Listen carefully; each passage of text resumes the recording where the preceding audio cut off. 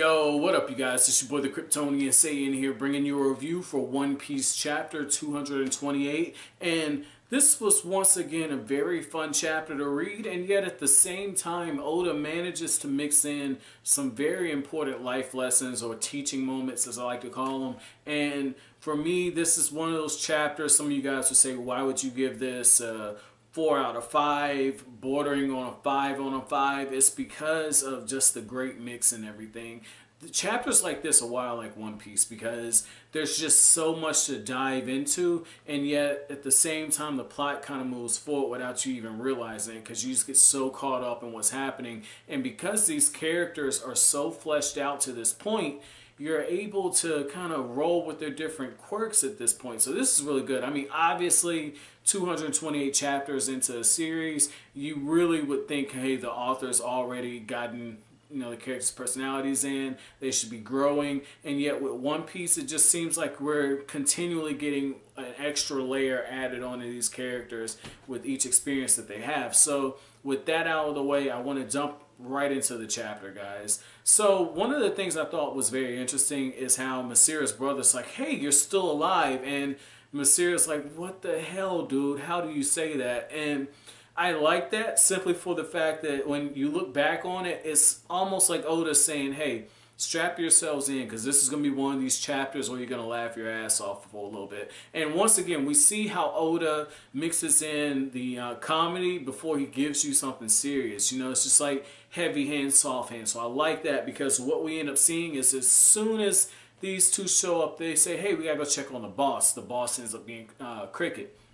And Luffy sees them and he says, hey, we're nursing this man back to health. Get the hell out, or get out of here. And I thought that that was pretty funny, simply for the reason that it's Luffy who's saying get out of here, not Nami. And the funny thing about this is while that's going on, they go outside and they start talking, and Masira's brother's like, hey, I heard you kick my brother's butt. And Luffy said, yeah, no problem. Like, you could probably do it too. And as soon as Luffy turns his back, Masira's brother sends him flying. He's going into the ocean. I mean, that was hilarious, man. And to watch the three of them kind of play off each other and like the chemistry they got going on, this was so enjoyable, especially when you get that scene where Usopp and Zoro are talking, right? And you don't see too much interaction with the two of them, Usopp and Zoro. And I like how Oda, once again, you could just take different members and put them together, and there's just instant chemistry. I love this crew. But Oda has Usopp say, I don't understand why they're getting along, as Zoro says they both have monkey brains. Like, that is hilarious. And then when you just look at the chapter title where it says Cricknick, the last leader of the Monkey Alliance, it just really shows like, okay, this dude Oda really loves his animals. So I like that. That was a funny moment. Another thing is when Nami finds out that Cricknick has gold. That's when Nami says, oh my God, you have gold. And you can see the wheels turning in her head. She's just like, I'm going to rob this dude. And even Usopp has to tell her, like, look, you're not going to rob this dude. And Nami's just like, dude, you're crazy. I'm going to rob his butt blind. This is funny, man. I like that. And then just to see it just flip all the way around again, where Nami is getting ready to haul off and hit this dude because she doesn't like something he says. Like, this is funny as hell, man. Like, I like how one of the things that you see is Usopp saying, Nami, Nami, Nami. He's still in recovery. This was beautiful, man. And then you got Chopper. Chopper sees Masira and his brother. He's turning tail and running, saying they're going to kill us. You have Usopp getting all over the place, man, saying, hey, Luffy, let's just go out the window before these guys kill us. And it's just like, Oda, are you serious? You got the black dude saying, let's go out the window. I don't know. I'm going to go back. This is like a 90s show, right? But you got this dude called Bruh from Martin. This is like a 90s sitcom. It's like on reruns and stuff. But dude always come through the window. And it's like Oda, what the hell? And you look at the fact that, One Piece, this is like in the probably 2000s at this point. Early 2000, 2001, somewhere around there. So I could see, like, okay, this is kind of funny. Hold on. Now, one other thing, now that that's out of the way, one other thing that I did enjoy is I don't believe Robin is there, because they talk about Robin like, hey, this is what Robin said when they find out about the log that takes them to the Sky Island, or not takes them there, but has information that will help them get along on the way. And it's just like, hey, this is what Robin was talking about. So once again, Nico Robin's just doing her own thing. That's, I mean, she kind of floats in and out of the story. And it's like what I've said about Sanji, I believe, when they were taking on, it was it Mr. 3 who had the wax? I believe it was Mr. 3. But, you know, Sanji just like, he disappears, and then when he shows up, the plot progresses, and it's like, you know, when Robin shows back up, that's exactly what's gonna happen, man. Like, even though she wasn't in the chapter, I found myself saying, God dog, man, I love this woman, man. Like, Nico Robin is bae right now. I'm just gonna go ahead and say that, man. You know, Nami might be a little pissed off, but that's bae right now. So that was cool, but I like how, again, you have the character interactions, and what's really good about all of this is as Nami is reading, okay, and she's recounting the stuff that is inside the log that's over, I believe, over 400 years old. I found myself saying Oda could just as easily make a spinoff with what happened way back then, or maybe a series of spinoffs. You know, kind of something like what's going on with Fairy Tail. We have like Fairy Tail Zero, the twin dragons, the Sabretooth, Ice Trails, Fairy Tail Girls. I could see Oda doing several spin-offs for One Piece because this world is just so vast. I would be very interested to see if Oda takes that route, and if he hasn't, somebody needs to get in his ear and do that, because this is just crazy, man. I really feel like One Piece, when it's all said and done, in terms of world building and lore, it's going to be right there with Dragon Ball, where there's going to be so much information that was not contained in the manga, which is crazy given the fact that One Piece has already exceeded the Dragon Ball manga, because from chapter 1 where Goku meets Bulma all the way to chapter 520 where he leaves with Oob, you have all that come on, and yet Akira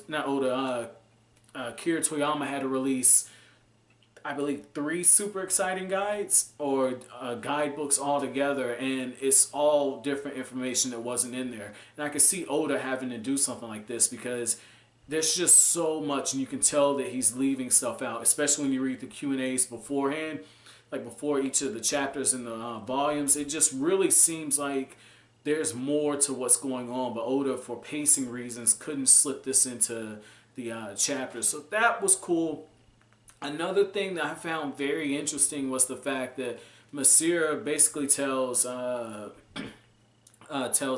Cricket, like, hey, Cricket, like, hey, you know that if they're going to go to the Sky Island, you do understand that that's dangerous and they're going to need our help. There's only one way to get there. So I like how there's this sense of foreboding, and Oda very subtly raises the stakes at this point. So once again, really, really good. I like this. And then you have the ticking clock going on at the same time, because they can only stay in this area for a certain amount of time before the log resets itself. So you keep all that in mind as this is going on. And like I said, as a reader, I'm enjoying all the different elements, but the serious part of this chapter, just the fact that Kriknik is dealing with family legacy and living up to expectations, oh my God, this was good. This was really, really good, because it was portrayed like, hey, this guy is trying to carry out his family, or not carry out, but clear his family legacy. And that's not exactly the case. For him, this is more of a vendetta, a personal grudge. That's how I took it. And maybe that's me putting some of my own experiences into it. But basically for him, he was mocked and made fun of. And right away I see a little parallel with Usopp, because Usopp was, you know, telling a whole bunch of lies. But in this case, you know, Luffy even looks at him like, hey, he said the descendant of a great liar, that's you. And you know Usopp is just like, God dog, man. Like, when Usopp's probably going to take Nolan's spot, but I don't know if Usopp's going to get executed for lying, but I don't know. Like, with the tall tales, it's dude tales. But I'll just say this, though. Like, the fact that Kriknik had to carry that big burden, it just really resonates with me, man. The reason why it resonates with me is I look at how Kriknik has this cross to carry, and I just look at it and I go, holy crap, man. Like, I can relate to this because I know what it's like to have expectations. I know what it's like for people to want to associate you with things that your family's done. Like, for myself, one of the things that, I have to deal with is knowing that because of stuff that my old man did, okay, and because the choices he made, I have people that look at me and expect me to make those same mistakes. And so I can understand where Cricknick is coming from. Or because my mom and my sister, they're in banking and accounting, I've had people say like, hey, why don't you go into that? Like, that's what they've done. You can make a good living doing that. And I can understand the burdens. I know what that's like, man. I watched that, and I watched how Cricknick was saying, hey, I'm going to try and rebel against this. I'm going to become a pirate, though not by choice. I'm going to become a pirate. I'm going to make my own way. And yet he's looking at it and he's saying, hey, this is destiny right here. I ended up back on this island, and darn it if I'm not going to just take the bull by the horns, and I'm going to find out if this stuff is real, but I'm going to do this because I want to do it. Like, I really love that, okay? And that's just the serious, that's the serious nature of One Piece kind of coming out. And it just really shows that, on a deeper level, children are burdened, whether or not parents realize that they are burdened by decisions that you make as a parent or the legacy that you leave. It can affect them for better or worse, man. So I like how Oda showed that, because it's not always easy walking in the shadow of somebody, and it's really hard to create your own identity, to have that emerge. And I feel like we see that with Cricknick, where he tried to, I said Cricknick because one of the pages had an N on it, the rest of them have a C, but anyway, like, we see it where we have Cricket saying like, hey, this is what I want to do, this is what I want to be known for, but I'm here and I have to deal with this. I've been getting made fun of my whole life. I've had my crew leave me. The people on this island think that this is BS.